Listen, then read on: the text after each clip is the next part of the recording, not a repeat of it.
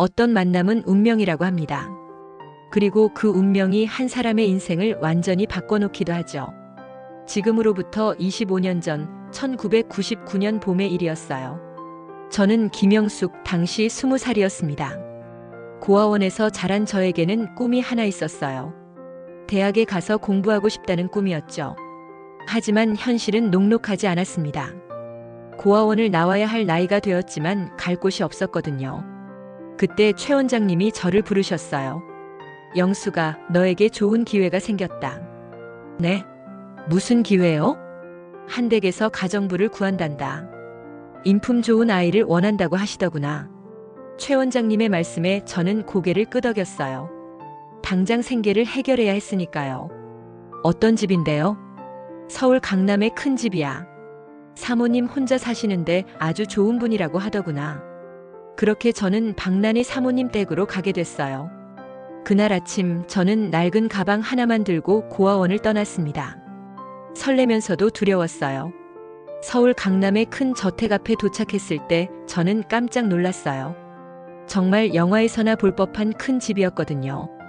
대문을 열고 들어서니 정원이 있고 그 가운데 커다란 본체가 서 있었어요.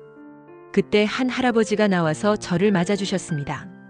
정집사 60세. 이 집에서 30년간 일해온 베테랑이었어요. 영숙 양이군요. 사모님께서 기다리고 계세요. 네. 안녕하세요. 저는 긴장한 채로 집사님을 따라 집 안으로 들어갔어요. 거실부터가 고아원 식당만큼 넓었습니다. 고급스러운 가구들과 그림들이 벽에 걸려 있었어요. 그리고 그 가운데 한 여성이 소파에 앉아 차를 마시고 계셨습니다. 방란의 사모님 50세. 우아하고 기품 있는 모습이었지만 어딘가 쓸쓸해 보이기도 했어요. 사모님 영숙 양을 모셔왔습니다. 고마워요, 정집사님. 사모님이 저를 보시더니 따뜻한 미소를 지어주셨어요. 영수가 와서 앉아봐. 네. 사모님. 저는 어색하게 사모님 앞에 앉았어요. 긴장하지 말고 편하게 해. 여기가 이제 내 집이야. 사모님의 말씀이 너무 따뜻했어요. 고아원에서는 들어본 적 없는 말이었거든요. 원장님께 들었는데 대학에 가고 싶다고 하더구나. 네. 하지만 형편상 어려워서. 걱정하지 마. 일하면서 공부할 수 있도록 도와줄게. 정말이세요? 저는 믿을 수 없었어요. 그냥 가정부로 일할 줄 알았는데 공부까지 할 수 있다니. 물론이야. 젊을 때 공부하는 건 중요해. 사모님의 배려에 저는 눈시울이 뜨거워졌어요. 그렇게 저는 방란이 사모님 댁에서 새로운 생활을 시작했어요. 처음에는 청소와 빨래, 간단한 요리 등 기본적인 가사일을 했습니다. 하지만 사모님은 저를 가정부라기보다는 가족처럼 대해주셨어요. 영수가 밥 먹어라. 사모님과 함께 식탁에 앉아 식사를 하는 일도 많았어요. 고아원에서는 상상도 못할 일이었죠. 그리고 사모님은 약속을 지키셨어요. 일주일 후 사모님이 저를 부르셨어요. 영수가 대학 입시 준비해야지. 네. 그런데 학원비가. 걱정하지 마. 내가 다 해결해 줄게. 사모님은 정말로 저를 위해 개인 교사까지 구해주셨어요. 수학, 영어, 국어. 모든 과목을 공부할 수 있게 해주셨죠. 낮에는 가사일을 하고 저녁에는 공부하는 생활이 시작됐어요. 힘들었지만 행복했습니다. 태어나서 처음으로 누군가가 저를 위해 이렇게 많은 걸 해주고 있었거든요. 몇 달이 지나면서 저는 사모님에 대해 궁금한 점들이 생겼어요. 이렇게 큰 집에 혼자 사시는 이유가 뭘까? 가족은 없으실까? 왜 결혼을 안 하셨을까? 하지만 감히 물어볼 수는 없었어요. 그러던 어느 날 저녁 사모님이 술을 드시고 계셨어요. 혼자서 와인을 마시며 창밖을 바라보고 계셨죠. 사모님 괜찮으세요? 영수가. 와서 앉아봐. 저는 사모님 옆에 앉았어요. 사모님의 눈이 조금 촉촉해져 있었어요. 영수가, 너는 사랑해 본 적 있니? 네. 저는 아직. 그럴 나이지. 아직 어리니까. 사모님이 한숨을 쉬셨어요. 나는 해바라기 팔자야. 해바라기 팔자요? 해바라기는 평생 태양만 바라보며 산다더구나. 나도 그래. 평생 한 사람만 바라보며 살고 있어. 사모님의 말씀에 저는 깜짝 놀랐어요. 사모님께 그런 사람이 있다는 걸 처음 알았거든요. 그분은 어디 계세요? 멀리 있어. 아주 멀리. 사모님의 목소리에 깊은 그리움이 담겨 있었어요. 언젠가 만나실 수 있을 거예요. 사모님이 쓸쓸하게 웃으셨어요. 글쎄, 이 생에서는 어려울 것 같구나. 그날 밤 저는 사모님의 말씀이 계속 맴돌았어요. 해바라기 팔자라는 말이 너무 슬펐거든요. 그 후로도 사모님은 가끔씩 그런 말씀을 하셨어요. 특히 비 오는 날이면 창가에 서서 먼 곳을 바라보며 혼자서 중얼거리시곤 했죠. 보고 싶다. 정말 보고 싶어. 하지만 그분이 누구인지는 절대 말씀하지 않으셨어요. 1년이 지났고 저는 열심히 공부한 끝에 대학 입시에 합격했어요. 영수가 합격했구나. 사모님은 제가 합격했다는 소식을 듣고 저보다 더 기뻐하셨어요. 사모님 덕분이에요. 정말 감사해요. 고마워할 건 없어. 내가 열심히 했으니까. 그리고 사모님은 대학 등록금과 생활비까지 모두 지원해 주셨어요. 대학에 다니면서도 저는 사모님 댁에서 계속 살았습니다. 이제는 단순한 가정부가 아니라 진짜 가족 같은 사이가 되어 있었어요. 대학 친구들이 놀러 왔을 때도 사모님은 따뜻하게 맞아주셨죠. 영숙이 친구들이구나. 많이 먹어라. 친구들은 사모님을 보며 부러워했어요. 영수가 너 정말 복받았다. 이런 분을 만나다니. 저도 그렇게 생각했어요. 사모님은 제게 어머니 그 이상의 존재였거든요. 대학 4년 동안 사모님은 저의 든든한 후원자였어요. 성적이 좋으면 함께 기뻐해 주시고 힘들 때면 격려해 주셨죠. 그리고 가끔씩 여전히 그 말씀을 하셨어요. 나는 해바라기야. 평생 한 사람만 기다리며 사는. 그때마다 저는 가슴이 아팠어요. 이렇게 좋으신 분이 왜 혼자 사셔야 하는지. 대학을 졸업한 후 저는 취업 준비를 했어요. 사모님은 제가 어떤 길을 선택하든 지지해 주신다고 하셨죠. 하지만 저는 결정했어요. 사모님 곁에 남아있기로 말이에요. 영수가 넌 젊으니까 밖에 나가서 내 인생을 살아야 해. 아니에요, 사모님. 제 인생은 여기 있어요. 정말이니? 네. 사모님이 제게 해주신 만큼 저도 사모님께 보답하고 싶어요. 사모님의 눈에 눈물이 고였어요. 그렇게 말해주니 정말 고맙구나. 저는 취업 대신 사모님과 함께 사는 길을 택했어요. 이제는 단순한 가정부가 아니라 사모님의 동반자 같은 역할이었죠. 사모님의 일정을 관리하고 집안일을 돌보고 때로는 친구처럼 대화도 나누고 행복한 시간들이었어요. 하지만 여전히 사모님의 마음 한구석에는 그리움이 있었습니다. 특히 해바라기가 피는 계절이면 사모님은 더욱 그분을 그리워하셨어요. 정원에 해바라기를 심으시고 매일 물을 주시며 해바라기처럼 나도 그분만 바라보며 살고 있구나. 사모님의 모습을 보며 저는 생각했어요. 도대체 그분이 누구실까? 왜 만날 수 없는 걸까? 어떤 사연이 있기에 이렇게 평생을 기다리고 계실까? 하지만 사모님은 끝내 그 비밀을 말씀하지 않으셨어요. 다만 가끔씩 오래된 편지를 꺼내보시며 혼자 눈물을 흘리실 뿐이었죠. 그 편지가 누구에게서 온 건지 궁금했지만 감히 물어볼 수 없었어요. 그렇게 저희는 함께 시간을 보내며 서로에게 소중한 존재가 되어갔습니다. 사모님에게는 딸 같은 존재가, 저에게는 어머니 같은 존재가.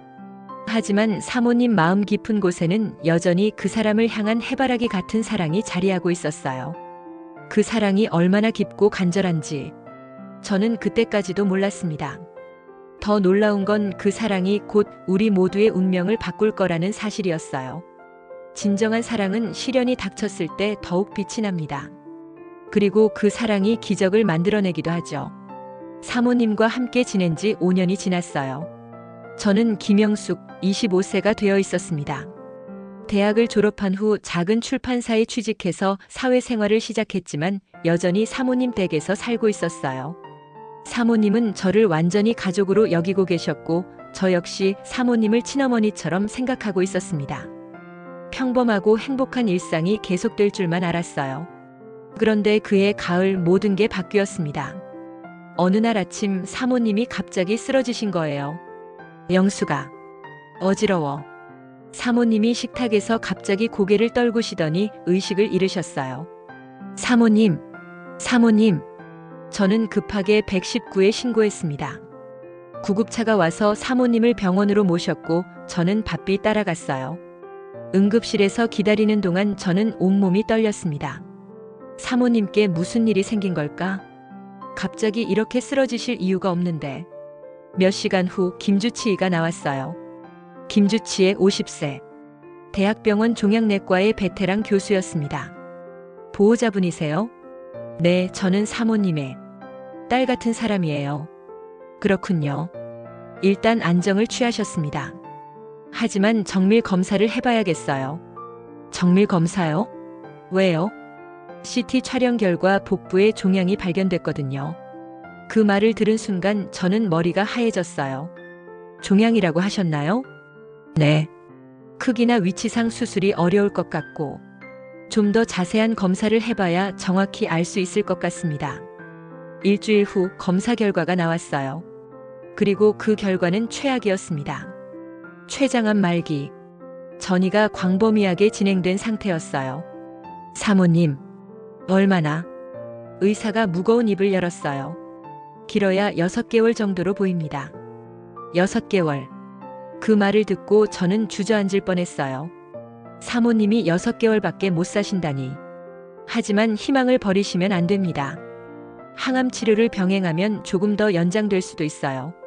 저는 정신을 차리고 사모님께 말씀드렸어요. 사모님, 항암 치료 받으세요.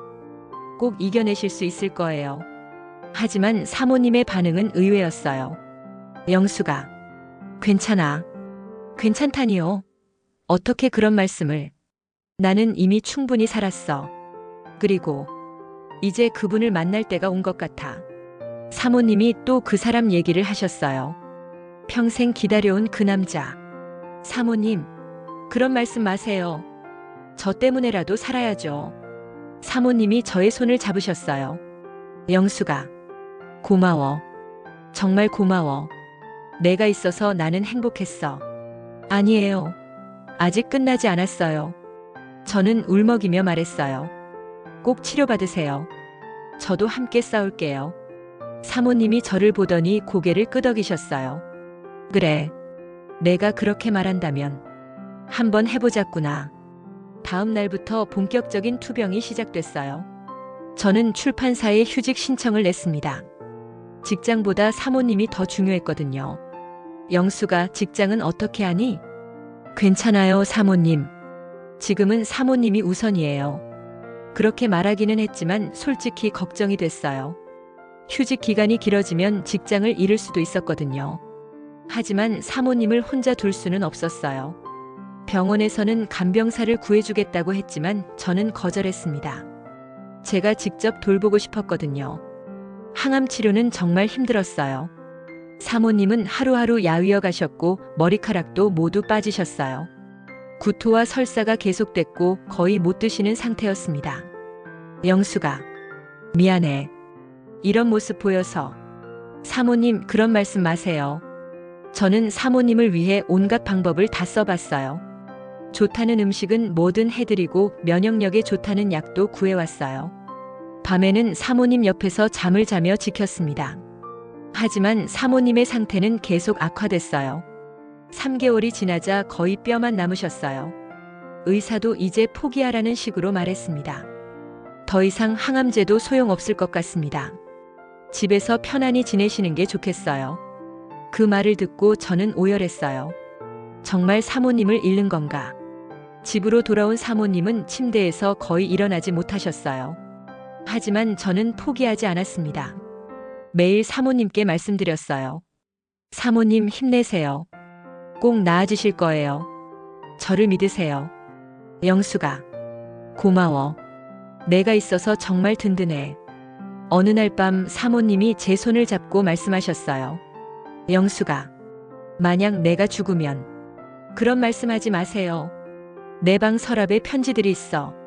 오래된 편지들. 편지요? 언젠가 내가 읽어봤으면 좋겠어. 그 사람이 누군지, 왜 내가 이렇게 살았는지 알 수 있을 거야. 사모님의 말씀에 저는 더욱 궁금해졌어요. 도대체 그 편지들에는 뭐가 적혀 있을까? 하지만 지금은 그것보다 사모님의 치료가 우선이었어요. 6개월이 지났어요. 의사가 말한 시한을 넘긴 거였습니다. 그리고 그때부터 기적이 일어나기 시작했어요. 사모님이 조금씩 음식을 드시기 시작하신 거예요. 영수가, 오늘은 죽이 맛있네. 정말이세요? 더 드세요. 저는 너무 기뻤어요. 한 달 더 지나자 사모님이 침대에서 일어나셨어요. 영수가, 나 정원에 좀 나가볼까? 사모님, 정말이요? 사모님은 제 부축을 받으며 정원으로 나가셨어요. 그리고 해바라기를 보시더니 눈물을 흘리셨습니다. 고마워. 정말 고마워. 아직 포기할 때가 아니었구나. 3개월 후 정기검사를 받았어요. 그리고 믿을 수 없는 결과가 나왔습니다. 종양이 거의 사라졌어요. 김주치의가 놀란 표호로 말했습니다. 이런 경우는 정말 드뭅니다. 기적이라고 밖에는. 사모님과 저는 서로 껴안고 울었어요. 해냈어요, 사모님. 해냈어요. 영수가, 내 덕분이야. 정말 내 덕분이야. 의사도 감탄했어요. 보호자분의 헌신적인 간병이 큰 역할을 했을 것 같습니다. 환자분의 의지도 대단하고요. 그렇게 사모님은 기적적으로 완치 판정을 받으셨어요. 집으로 돌아온 후 사모님은 완전히 달라지셨어요. 죽음의 문턱에서 돌아온 후 더욱 활력이 넘치셨거든요. 영수가, 이제 너도 직장 복귀해야지.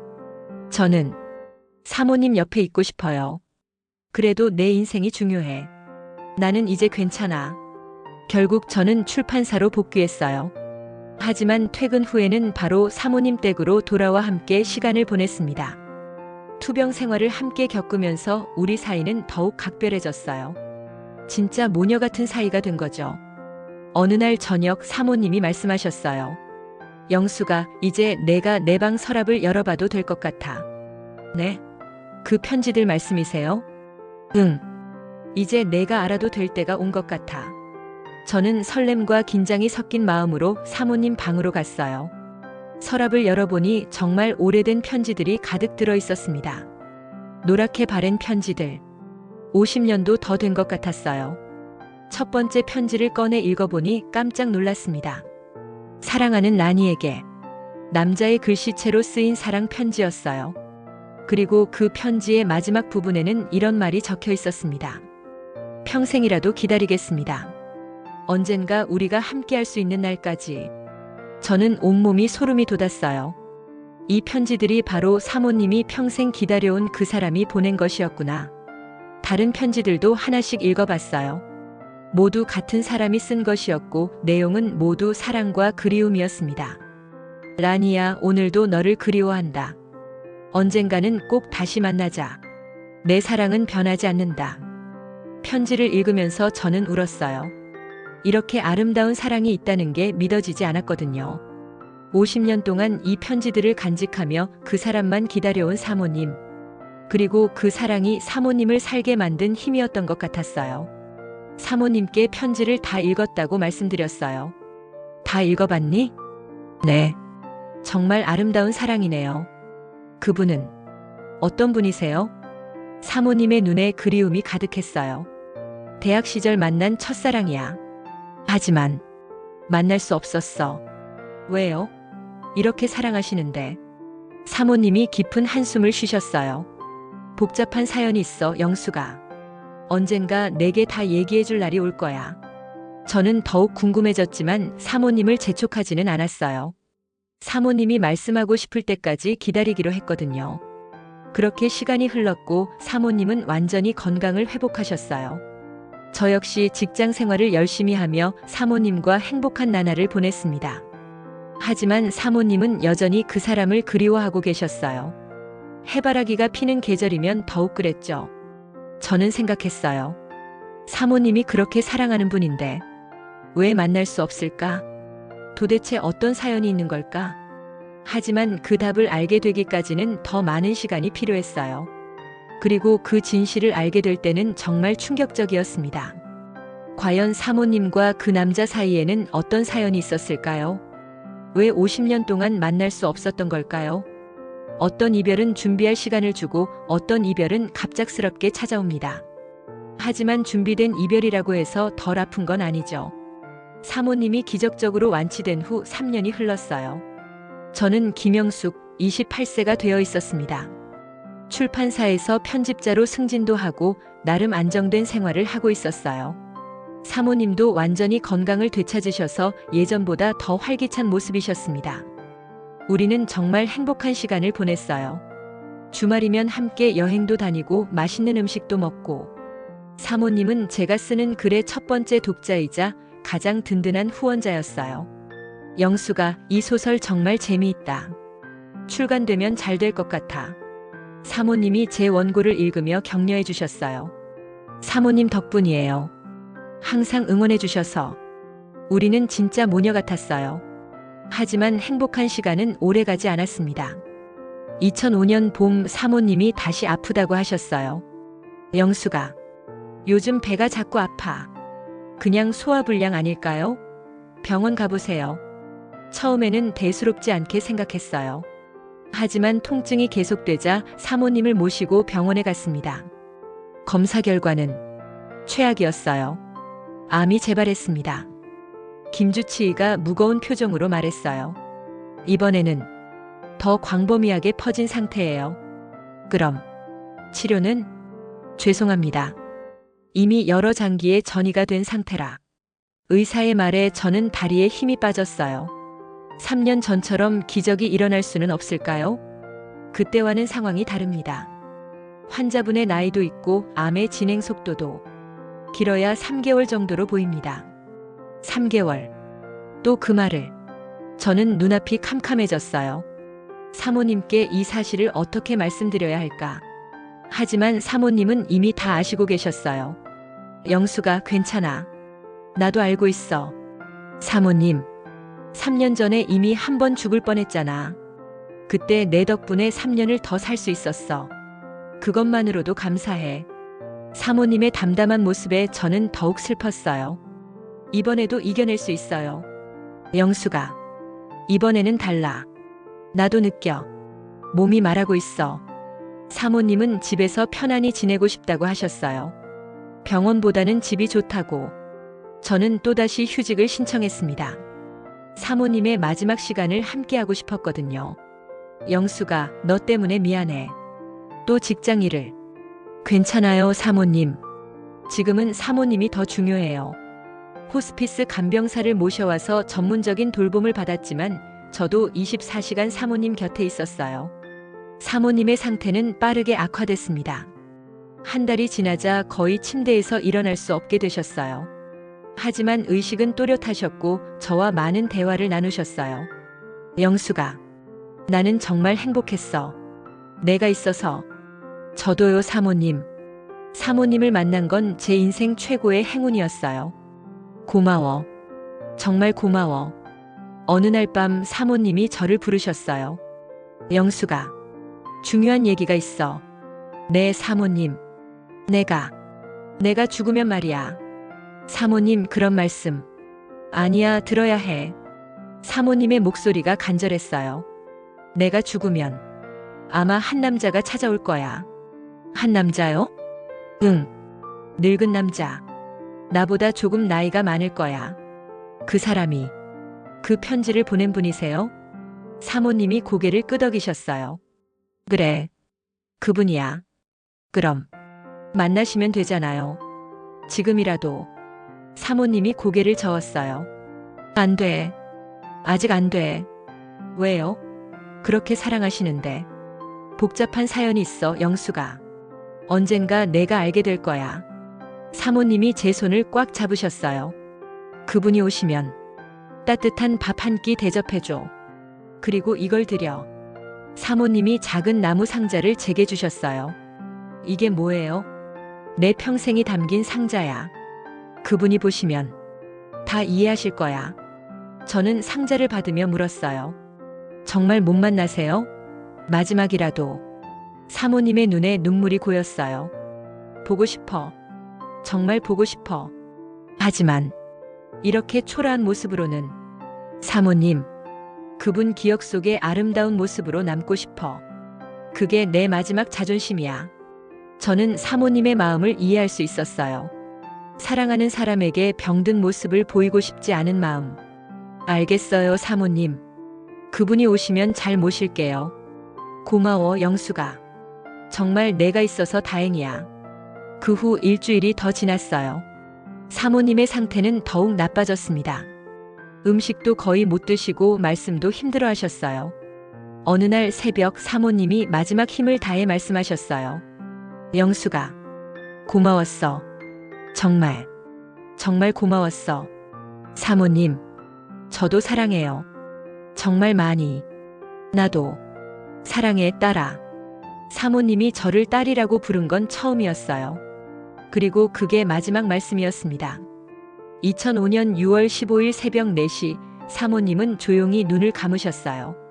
마치 잠이 든 것처럼 평안한 모습이었습니다. 사모님, 사모님. 저는 사모님을 부르며 울었어요. 하지만 사모님은 더 이상 대답하지 않으셨습니다. 정집사 아저씨와 함께 장례 준비를 했어요. 사모님의 유언에 따라 조촐한 장례식으로 치렀습니다. 생전에 사모님과 친분이 있던 분들이 조문을 왔지만 많지는 않았어요. 사모님이 워낙 조용히 지내셨거든요. 장례식장에서 저는 계속 생각했어요. 과연 그 남자가 올까? 사모님이 그렇게 사랑했던 그분이. 하지만 사흘 동안 장례식장에 그런 분은 나타나지 않았어요. 혹시 사모님의 부고를 모르시는 건 아닐까? 어떻게 연락을 드려야 할까? 하지만 저는 그분이 누구신지도 어떻게 연락할 수 있는지도 몰랐어요. 발인 날 사모님을 모시고 화장장으로 향했습니다. 사모님의 유언에 따라 화장한 후 납골당에 모시기로 했어요.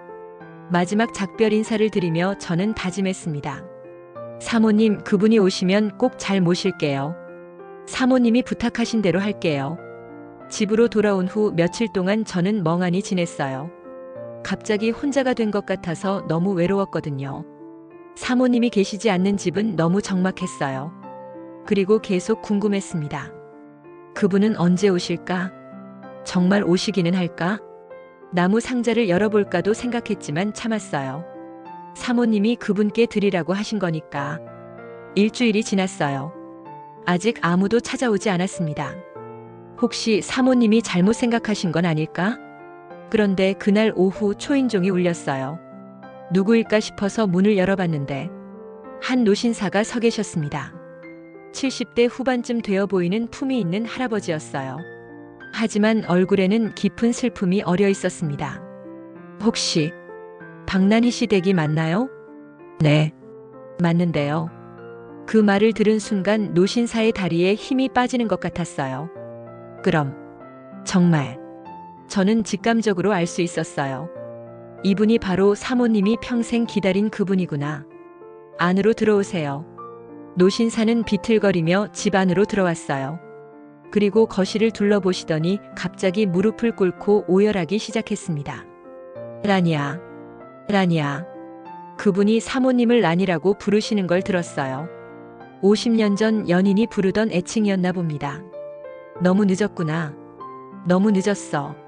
노신사의 오열 소리가 집안을 가득 메웠어요. 저도 덩달아 눈물이 났습니다.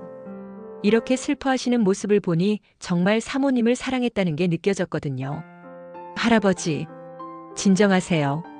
사모님께서 할아버지가 오실 거라고 하셨어요. 그리고 이걸 드리라고 하셨습니다.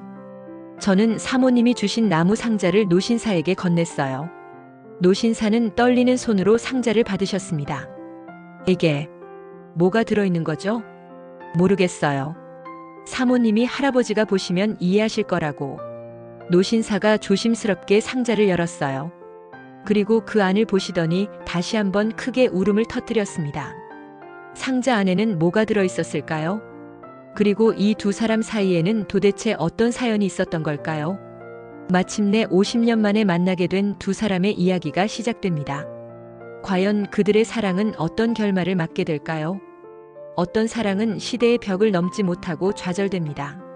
하지만 진짜 사랑은 50년이 지나도 변하지 않죠. 노신사가 나무 상자를 열자 저도 그 안을 볼 수 있었어요. 작은 보석 반지 하나와 낡은 일기장이 들어 있었습니다. 그리고 몇 장의 오래된 사진들. 노신사는 반지를 보시더니 더욱 크게 울음을 터뜨렸어요. 이게 그때 그 반지구나. 내가 라니에게 준 약혼 반지. 약혼 반지요? 저는 깜짝 놀랐습니다. 사모님이 약혼까지 하셨다는 걸 처음 알았거든요. 노신사가 떨리는 목소리로 말씀하셨어요. 50년 전, 나는 이 반지로 라니에게 청혼했어요. 그럼, 결혼하셨던 건가요? 노신사가 고개를 저었어요. 못했어요. 할 수 없었어요. 왜요? 서로 사랑하셨는데. 정말 복잡한 사연이 있었어요. 노신사가 일기장을 펼쳐보시더니 한 페이지를 읽기 시작했어요. 1955년 6월 20일. 오늘 준호 오빠가 청혼했다. 너무 행복해서 잠이 오지 않는다. 평생 함께 살 수 있다니. 꿈만 같다. 라니의 목소리가 들리는 것 같아요. 노신사의 눈에서 눈물이 계속 흘렀어요. 할아버지, 성함이 어떻게 되세요? 이준호입니다. 이준호. 준호 할아버지. 사모님이 그렇게 기다리신 분이군요. 그래요. 나도 50년 동안 라니만 기다렸어요. 그럼 왜 만나지 못하셨어요? 준호 할아버지가 깊은 한숨을 쉬셨어요. 우리 집안과 라니 집안이 원수였거든요. 원수요? 네. 내 누이 동생 때문에. 준호 할아버지가 천천히 옛날 이야기를 시작하셨어요. 50년 전 회상 마이너스 1955년. 그때는 1955년이었어요. 나는 이준호 27세. 서울대학교 법학과 학생이었고, 라니는 박란희 25세. 같은 학교 문학과 학생이었죠. 우리는 도서관에서 처음 만났어요. 같은 책을 읽고 있었거든요. 톨스토이의 안나 카레니나를. 라니는 정말 아름다웠어요. 똑똑하고 당차면서도 따뜻한 마음을 가진 여자였죠. 첫눈에 반했어요. 실례지만 그 책 어떠세요? 내가 먼저 말을 걸었어요. 아, 정말 슬픈 이야기네요. 사랑 때문에 모든 걸 잃다니. 라니의 대답에 나는 매력을 느꼈어요. 그렇게 우리의 사랑이 시작됐어요. 매일 도서관에서 만나고 함께 책을 읽고 대화를 나누었죠. 라니는 문학을, 나는 법학을 공부했지만 통하는 게 많았어요. 6개월 후 나는 라니에게 고백했어요. 라니 씨, 저는 당신을 사랑합니다. 저도 준호 오빠를 사랑해요. 그렇게 우리는 연인이 되었어요. 1년 동안 정말 행복했습니다. 매일 만나고 함께 꿈을 이야기하고, 라니는 작가가 되고 싶어 했고 나는 변호사가 되려고 했어요. 서로의 꿈을 응원해주며 미래를 약속했죠. 그해 6월 나는 라니에게 청혼했어요. 라니야, 나와 결혼해줘. 네. 좋아요, 오빠. 라니가 기뻐하며 대답했어요. 나는 어머니의 반지를 라니에게 끼워줬어요. 그 반지가 바로 지금 이 반지예요. 현재로 돌아와서 준호 할아버지가 반지를 보며 말씀하셨어요. 그때가 우리 인생에서 가장 행복한 순간이었어요. 그럼 뭐가 문제였나요? 문제는 집안이었어요. 나는 이씨 집안, 라니는 박씨 집안. 원래는 아무 문제 없었어요. 하지만 내 누이 동생 수진이 때문에 모든 게 틀어졌어요. 수진이요? 내 누이 수진이는 라니의 오빠 승환과 사랑하고 있었어요. 그것도 아주 뜨겁게. 그럼 좋은 일 아닌가요? 서로 좋아했으니. 준호 할아버지의 표정이 어두워졌어요. 하지만 승환이는 수진이를 버렸어요. 다른 여자와 결혼하겠다고. 그게 1956년 봄의 일이었어요. 1956년 봄 회상. 수진이는 승환이를 정말 사랑했어요. 결혼 약속까지 했었거든요. 하지만 승환이 집안에서 반대했어요. 이씨 집안보다 더 좋은 집안과 혼담이 들어왔다는 거였죠. 승환이는 결국 집안의 뜻을 따랐어요. 수진이에게는 한마디 설명도 없이 그냥 일방적으로 관계를 끊어버렸어요. 수진아, 미안해. 우리는 이제 만날 수 없어. 왜요? 왜 갑자기? 집안에서 반대해. 어쩔 수 없어. 승환이의 배신에 수진이는 완전히 무너졌어요. 매일 울기만 했어요. 오빠. 승환 오빠가 왜 이래요? 저를 사랑한다고 했는데. 나는 승환이를 찾아가서 따졌어요. 박승환, 우리 수진이를 왜 이렇게 만드는 거야? 미안해, 준호야. 하지만 어쩔 수 없어. 어쩔 수 없다고. 사랑한다면서. 집안일이야. 넌 몰라. 승환이는 끝까지 냉정했어요. 그리고 일주일 후 끔찍한 일이 일어났어요. 수진이가 한강에 투신했어요. 유서에는 이런 말이 적혀 있었어요. 승환 오빠를 잊을 수 없어요. 차라리 죽는 게 나아요. 현재로 돌아와서 준호 할아버지의 목소리가 떨렸어요. 그날 나는 모든 걸 잃었어요. 사랑하는 누이 동생을, 그리고 사랑하는 연인까지. 왜 라니까지 잃으셨어요? 우리 집안에서 박씨 집안과의 모든 관계를 끊었거든요. 박씨 집안 때문에 수진이가 죽었다. 다신 박씨와는 상종하지 마라. 아버지가 호령하셨어요. 나도 라니를 원망했어요. 왜 오빠를 말리지 못했냐고. 왜 수진이를 구해주지 못했냐고. 그래서 라니와 헤어지신 건가요? 마지막 만남이 정말 처참했어요. 1956년 여름 마지막 만남. 준호 오빠, 정말 헤어져야 해요? 라니가 울먹이며 물었어요. 어쩔 수 없어, 라니야. 우리 집안과 내 집안은 이제 오빠가 한 일이에요. 저는 아무 잘못이 없어요. 알아. 하지만 나도 마음이 찢어지는 것 같았어요. 라니를 사랑했지만 죽은 수진이 생각나면 화가 났어요. 그럼 이 반지는? 라니가 약혼 반지를 빼려고 했어요. 아니야. 그건 내가 가져. 왜요? 언젠가 다시 만날 수 있을지도. 나는 희망을 놓지 않았어요. 정말요? 정말 다시 만날 수 있을까요? 평생이라도 기다릴게. 언젠가는. 그게 우리의 마지막 약속이었어요. 현재. 그래서 50년 동안 기다리신 건가요? 그래요. 나는 결혼도 안 했어요. 라니만 기다리며 살았어요. 라니도 마찬가지였겠죠? 사모님도 평생 혼자 사셨어요. 해바라기 팔자라고 하시면서 준호 할아버지가 고개를 끄덕였어요. 해바라기. 라니가 좋아하던 꽃이에요. 나는 해바라기가 될게요. 평생 오빠만 바라보며 살 거예요. 라니가 그런 말을 했었어요. 저는 눈물이 났어요. 50년 동안 서로를 기다린 두 사람. 하지만 결국 만나지 못했다니. 할아버지, 이제라도 사모님을 만나러 가요. 준호 할아버지가 고개를 저었어요. 너무 늦었어요. 너무 늦었어. 내가 좀 더 용기를 냈어야 했는데. 집안의 반대를 무릅쓰고라도. 이제 와서 후회해도 소용없어요. 아니에요. 사모님이 할아버지를 얼마나 사랑했는데요. 그래도 난 라니에게 미안해. 끝까지 만나러 오지 못했으니. 준호 할아버지는 일기장을 다시 읽기 시작했어요. 라니의 마지막 일기가 있었거든요. 2005년 6월 10일. 이제 정말 떠날 시간이 온 것 같다. 준호 오빠, 다른 세상에서는 만날 수 있겠지? 50년을 기다렸는데 조금만 더 기다리면 될까?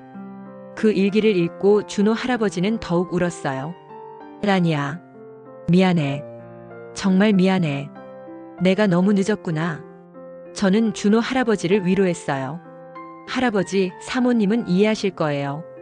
그리고 분명 다른 세상에서 만나실 거예요. 하지만 준호 할아버지에게는 더 큰 계획이 있었습니다. 과연 그 계획은 무엇일까요? 어떤 사랑은 죽음으로도 끝나지 않습니다. 그리고 진정한 사랑은 다른 세상에서 다시 만날 수 있다고 믿게 하죠.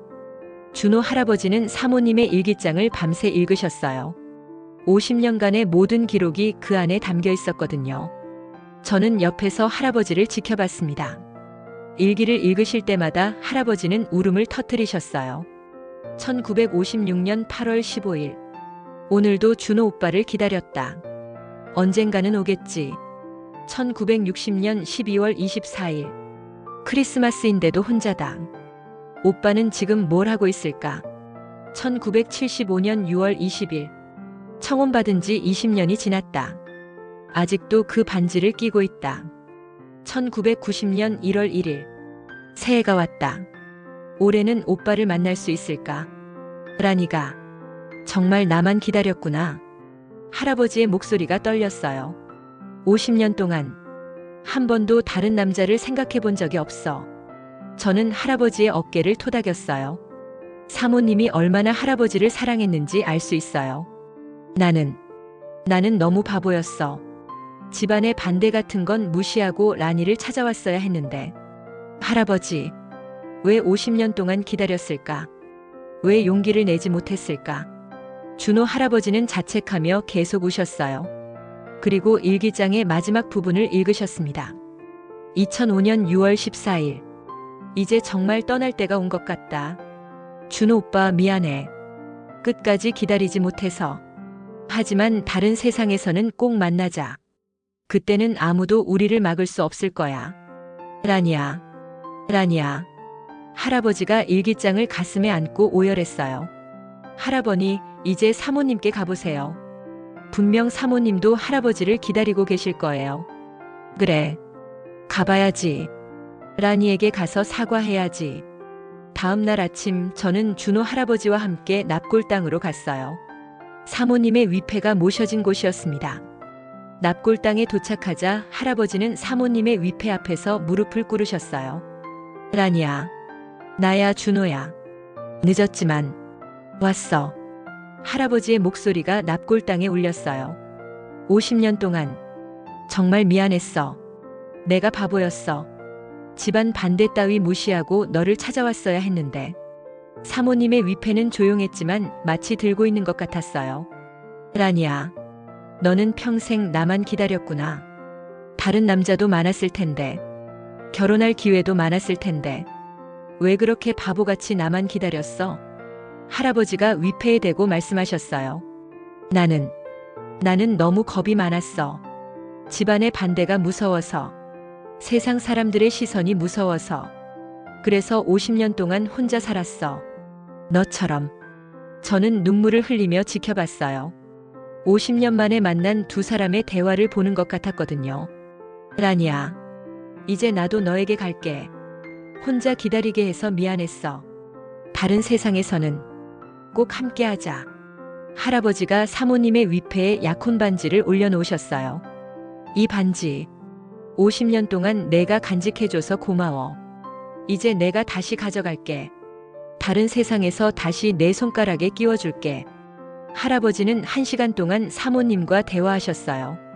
50년간 하지 못했던 모든 말씀을 다 하신 것 같았어요. 저는 조금 떨어져서 지켜봤습니다. 두 분의 마지막 만남을 방해하고 싶지 않았거든요. 할아버지, 이제 들어가실까요? 해가 질 무렵 할아버지에게 말씀드렸어요. 응, 가자. 라니야, 나 먼저 갈게. 조금만 기다려. 할아버지는 사모님께 마지막 인사를 하고 일어나셨어요. 집으로 돌아오는 길에 할아버지는 계속 조용하셨어요. 뭔가 결심을 하신 것 같았어요. 영수가 고마웠어. 라니의 마지막 시간을 함께 해줘서. 그리고 나까지 따뜻하게 맞아줘서. 할아버지 괜찮으세요? 응, 괜찮아. 이제 정말 괜찮을 것 같아. 할아버지를 집까지 모셔다 드리고 저는 돌아왔어요. 하지만 뭔가 불안한 마음이 들었습니다. 할아버지의 표정이 너무 평안해 보였거든요. 마치 모든 걸 결정하신 것 같은. 3일 후 한 남자가 저를 찾아왔어요. 50세 정도 되는 중년 남성이었습니다. 실례합니다. 김영숙 씨 맞으시죠? 네, 맞는데요. 누구세요? 저는 이민수라고 합니다. 이준호의 아들이에요. 준호 할아버지의 아들이세요? 네. 아버지께서 며칠 전에 돌아가셨어요. 네? 돌아가셨다고요? 저는 깜짝 놀랐어요. 3일 전까지 멀쩡하셨는데 어떻게 갑자기. 민수 씨가 고개를 숙였어요. 아버지께서 스스로요? 유서를 남기셨어요. 그리고 마지막 부탁도. 저는 충격을 받았어요. 할아버지가 그런 선택을 하셨다니. 유서에는 뭐라고. 라니야, 이제 너에게 간다. 50년을 기다리게 해서 미안했다. 다른 세상에서는 꼭 함께하자. 그렇게 쓰여 있었어요. 그리고 김영숙 씨에게 부탁이 있다고. 무슨 부탁이요? 아버지를 박란의 사모님과 함께 묻어달라고 하셨어요. 함께요? 네. 생전에 함께하지 못했으니 죽어서라도 함께하고 싶다고. 가능한 일인가요? 저는 생각해봤어요. 사모님도 분명 그걸 원하실 것 같았거든요. 알겠어요. 그렇게 해드릴게요. 정말이세요? 감사합니다. 아버지가 마지막으로 하신 말씀이 란이 곁에 있고 싶다였거든요. 저는 눈물이 났어요. 끝까지 사모님을 사랑했던 할아버지. 일주일 후 준비가 모두 끝났어요. 사모님의 유골과 준호 할아버지의 유골을 함께 모시기로 했습니다. 장소는 바다가 보이는 양지바른 언덕이었어요. 사모님이 좋아하셨던 곳이었거든요. 장례식 날 많은 분들이 오셨어요. 사모님을 아껴주셨던 분들과 준호 할아버지를 기억하는 분들. 정집사 아저씨도 오셨어요. 영수가 사모님이 정말 기뻐하실 것 같아. 50년 만에 드디어 함께 하시게 됐구나. 네, 아저씨. 이제 두 분 다 행복하실 거예요. 합장식이 시작됐어요. 두 분의 유골함이 나란히 놓였습니다. 목사님이 기도를 올려주셨어요. 하나님, 이 두 영혼이 평생 그리워했던 사랑을 이제 완성하게 해주소서. 저는 두 분께 마지막 인사를 드렸어요. 사모님, 준호 할아버지. 이제 함께 계셔서 정말 다행이에요. 50년 동안 기다린 사랑. 이제 영원히 함께 하세요. 유골함이 땅에 묻혔어요. 바다가 보이는 아름다운 언덕에 해바라기가 피어있는 그 자리에 장례식이 끝나고 모든 사람들이 돌아간 후 저는 혼자 그 자리에 남아 있었어요. 두 분의 무덤을 바라보며 생각했습니다. 진정한 사랑이란 이런 것이구나. 50년을 기다릴 수 있는 사랑. 죽음으로도 끝나지 않는 사랑. 그때 바람이 불어와서 해바라기가 흔들렸어요. 마치 두 분이 인사하시는 것 같았습니다. 저는 미소를 지으며 말했어요. 이제 진짜 행복하시죠? 아무도 방해할 수 없는 곳에서 영원히 함께 하세요. 해가 지고 있었어요. 석양이 바다를 물들이고 해바라기도 금빛으로 빛나고 있었습니다. 그 아름다운 광경을 보며 저는 깨달았어요. 사랑은 시간도 공간도 심지어 죽음도 이길 수 있다는 걸. 그리고 진정한 사랑은 영원히 계속된다는 걸. 두 분은 이제 그 누구도 막을 수 없는 곳에서 영원한 사랑을 하고 계실 거예요.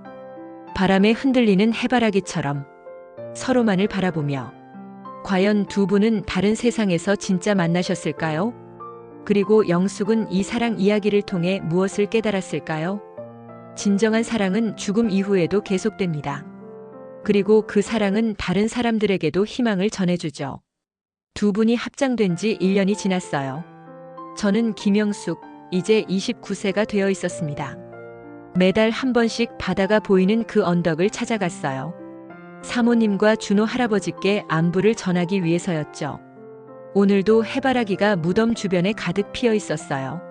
처음 심은 것보다 더 많이, 더 아름답게. 마치 두 분의 사랑이 자라나는 것 같았습니다. 사모님, 준호 할아버지. 안녕하세요. 저는 무덤 앞에 앉아 두 분께 말을 걸었어요. 오늘은 좋은 소식이 있어서 왔어요. 제가 책을 냈거든요. 제가 쓴 책은 두 분의 사랑 이야기였어요. 해바라기 사랑이라는 제목으로 50년을 기다린 진정한 사랑의 이야기를 많은 사람들이 읽고 감동받았어요. 이런 사랑이 진짜 사랑이구나. 우리도 저런 사랑을 해보고 싶다. 독자들의 반응이 정말 뜨거웠거든요. 사모님과 할아버지의 사랑이 많은 사람들에게 희망을 주고 있어요. 그때 바람이 불어왔어요. 해바라기들이 살랑살랑 흔들렸죠. 마치 두 분이 기뻐하시는 것 같았습니다. 그리고 저에게도 좋은 일이 생겼어요. 제 책을 출간해준 출판사 대표님과 사랑하는 사이가 되었거든요. 박민준이라는 분인데요. 정말 좋은 분이에요. 사모님께서 보내주신 것 같아요. 저도 이제 진정한 사랑이 뭔지 알겠어요. 그때 정집사 아저씨가 언덕을 올라오셨어요. 영수가 오늘도 왔구나. 네, 아저씨. 어떻게 지내세요? 아저씨는 이제 69세가 되어 은퇴하셨지만 가끔 이곳을 찾아오셨어요. 잘 지내고 있어. 내 책 읽어봤는데 정말 잘 썼더구나. 감사해요. 사모님과 할아버지 덕분이에요. 그런데 신기한 게 무슨 일이에요? 여기 오는 사람들이 많아졌어. 내 책을 읽고 찾아오는 사람들 말이야. 정말이요? 응. 젊은 연인들도 오고 나이 든 부부들도 와. 모두 두 분께 인사드리고 가더라고. 저는 기뻤어요. 두 분의 사랑이 많은 사람들에게 감동을 주고 있다니. 아저씨, 저는 가끔 느껴요. 뭘 느끼는데? 두 분이 정말 행복하게 지내고 계시는 것 같아요. 아저씨도 고개를 끄덕이셨어요. 나도 그런 것 같아. 이곳에 오면 마음이 따뜻해져. 두 분이 지켜주시는 것 같아서. 해가 지기 시작했어요. 석양이 바다를 물들이고 해바라기들도 황금빛으로 빛났습니다. 아저씨는 먼저 내려가시고 저는 조금 더 머물기로 했어요. 두 분과 더 이야기하고 싶었거든요. 사모님, 제가 사모님을 처음 만났을 때가 생각나요. 고아원에서 나온 20살짜리를 그렇게 따뜻하게 맞아주셨잖아요. 사모님이 아니었다면 지금의 저는 없었을 거예요. 정말 감사해요. 그때 이상한 일이 일어났어요. 바람이 갑자기 멈추었고 주변이 고요해졌습니다. 그리고 해바라기들 사이에서 이상한 빛이 나는 것 같았어요. 저는 눈을 비비고 다시 봤지만 분명히 뭔가 보였어요. 두 개의 형체가 손을 잡고 서 있는 것 같았어요. 한 명은 우아한 여성의 모습이고 한 명은 키가 큰 남성의 모습. 사모님? 준호 할아버지. 제가 부르자 그 형체들이 저를 향해 고개를 돌렸어요. 그리고 미소를 지어주는 것 같았습니다. 영수가. 고마워. 바람에 실려온 것 같은 목소리가 들렸어요. 사모님의 목소리 같았어요. 우리 덕분에 많은 사람들이 사랑을 믿게 됐구나. 이번에는 준호 할아버지의 목소리 같았어요. 네. 두 분의 사랑이 정말 아름다워요. 많은 사람들이 감동받고 있어요. 그 형체들이 서로를 바라보며 미소를 지었어요. 그리고 마치 춤을 추는 것처럼 함께 돌기 시작했습니다. 해바라기들 사이에서, 황금빛 석양 아래서 너무 아름다운 장면이었어요. 50년을 기다린 사랑이 마침내 완성된 모습. 아무도 방해할 수 없는 곳에서 영원히 함께하는 모습. 저는 눈물을 흘리며 지켜봤어요. 그때 제 핸드폰이 울렸어요. 민준 씨에게서 온 전화였습니다. 여보세요? 영수가 어디야? 오늘 저녁 약속 있잖아. 아, 맞다. 잠깐만 금방 갈게. 전화를 끊고 다시 보니 그 형체들은 사라져 있었어요. 하지만 해바라기들은 여전히 아름답게 흔들리고 있었습니다. 두 분, 정말 행복하세요? 바람이 대답하는 것 같았어요. 그래, 정말 행복해. 고마워, 영수가. 저는 미소를 지으며 일어났어요. 그럼 저도 행복하게 살게요. 두 분처럼. 진짜 사랑을 하면서. 언덕을 내려가는데 뒤에서 따뜻한 시선이 느껴졌어요. 돌아보니 해바라기들이 저를 향해 고개를 돌리고 있었습니다. 마치 두 분이 저를 배웅해 주시는 것 같았어요. 6개월 후 저와 민준 씨는 결혼했어요. 결혼식장에 사모님과 준호 할아버지의 사진을 모셨습니다. 두 분께도 저희 결혼을 축복받고 싶었거든요. 결혼식 후 신혼여행 대신 그 언덕을 찾아갔어요. 민준 씨에게 두 분을 소개해드리고 싶었거든요. 사모님, 준호 할아버지. 제 남편 민준이에요. 두 분처럼 저희도 평생 사랑하며 살겠어요. 민준 씨도 무덤 앞에 절을 했어요. 안녕하세요. 영숙이를 잘 보살펴 주셔서 감사합니다. 저도 영숙이를 행복하게 해드릴게요. 그때 해바라기 한 송이가 바람에 날려 민준 씨 발치에 떨어졌어요. 두 분의 축복인 것 같았습니다. 1년 후 저희에게 딸이 태어났어요. 이름은 라니로 지었습니다. 사모님의 이름으로. 딸을 안고 그 언덕을 찾아갔어요. 사모님, 준호 할아버지. 저희 딸이에요. 사모님 이름을 따서 라니라고 지었어요. 이 아이도 두 분처럼 아름다운 사랑을 했으면 좋겠어요. 아기 라니가 해바라기를 보고 웃었어요. 마치 두 분을 알아보는 것 같았습니다. 이제 저는 완전히 이해했어요. 진정한 사랑이 무엇인지. 그건 시간이나 공간, 심지어 죽음도 이길 수 있는 것. 그리고 다른 사람들에게도 희망을 주는 것. 사모님과 준호 할아버지처럼 50년을 기다릴 수 있는 사랑. 영원히 변하지 않는 사랑. 그런 사랑이 바로 진정한 사랑이라는 걸 지금도 그 언덕에는 해바라기가 피어 있어요. 매년 더 많이, 더 아름답게. 그곳을 찾는 사람들은 말합니다. 여기 오면 마음이 평안해져요. 진짜 사랑이 뭔지 알 것 같아요. 우리도 저런 사랑을 하고 싶어요. 두 분의 사랑이 많은 사람들에게 희망을 주고 있어요. 그리고 저는 확신합니다. 사모님과 준호 할아버지는 지금 어딘가에서 손을 잡고 함께 웃고 계신다는 걸, 아무도 막을 수 없는 그곳에서 해바라기처럼 서로만 바라보며 영원한 사랑을 나누고 계신다는 걸, 바람이 불 때마다 해바라기가 흔들릴 때마다 저는 생각해요. 두 분이 인사하고 계시는구나. 그리고 이 이야기를 읽는 여러분도 느끼실 거예요. 진정한 사랑의 아름다움을, 기다림의 가치를, 그리고 사랑은 영원하다는 진실을. 여러분은 누군가를 이렇게 사랑해 본 적이 있나요? 50년을 기다릴 수 있을 만큼, 죽음으로도 끝나지 않을 만큼. 진정한 사랑은 시간을 초월합니다. 그리고 그 사랑은 우리 모두에게 희망을 줍니다. 사모님과 준호 할아버지의 이야기가 여러분의 마음에도 따뜻한 울림이 되기를 바랍니다. 긴 이야기 끝까지 함께 해주셔서 감사합니다. 여러분도 아름다운 사랑을 하시길 바라며 해바라기처럼 서로만 바라보는 그런 사랑을 찾으시길 바랍니다.